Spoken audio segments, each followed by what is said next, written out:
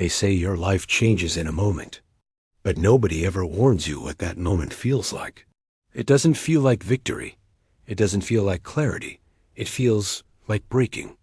That day when your chest feels heavy, your mind collapses on itself, and you whisper, "I can't do this anymore."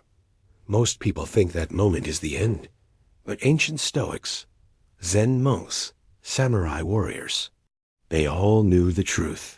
The day you finally break is actually the day you begin. There's an old story of a young monk in Japan. Every day he begged his master to teach him the path to strength. He trained harder than everyone, meditated longer, pushed himself until his hands bled. But inside, he felt weak, restless, chaotic. One night, exhausted, he snapped. He threw his wooden sword on the floor and cried, "I'm done. I've failed. My mind is too noisy. My heart is too tired. I'm not meant for this." The old master didn't comfort him. He didn't say he was strong. He didn't say he believed in him. Instead, he poured the boy a cup of tea. He kept pouring, and pouring, and pouring, until the tea overflowed, burning the boy's hands. "Master, the cup is full. It can't take any more." The master looked into his eyes and said, "Exactly. You cannot become who you're meant to be until the person you're pretending to be spills over.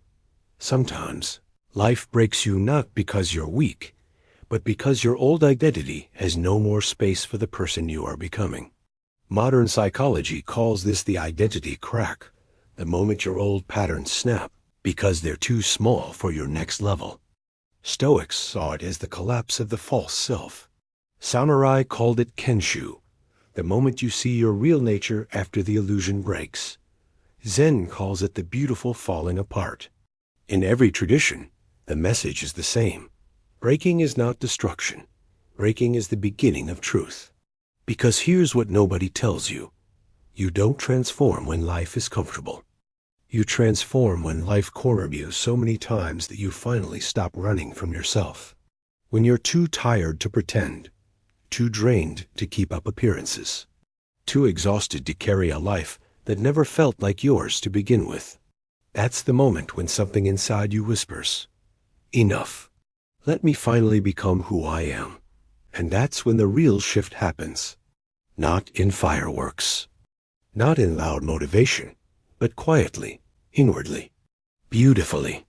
So if you're breaking right now, if you're overwhelmed, lost, burnt out, disappointed in yourself, listen, nothing is wrong with you. This isn't failure. This is your soul refusing to shrink any smaller. Your nervous system is releasing years of pressure. Your identity is shedding what no longer fits. Your heart is rearranging itself for a life with more truth, more depth, more alignment. Breaking doesn't mean you're weak. Breaking means there is a stronger version of you that can no longer wait. When the boy's hands stopped trembling, the master finally said, "Now that your cup is empty, we can begin. So let me tell you the same. This is not your collapse. This is your clearing. This is not your ending. This is your becoming." If this message found you at the right moment, type, "I'm ready to begin" in the comments. Not for me, for yourself, for the life that's waiting on the other side of this quiet breaking.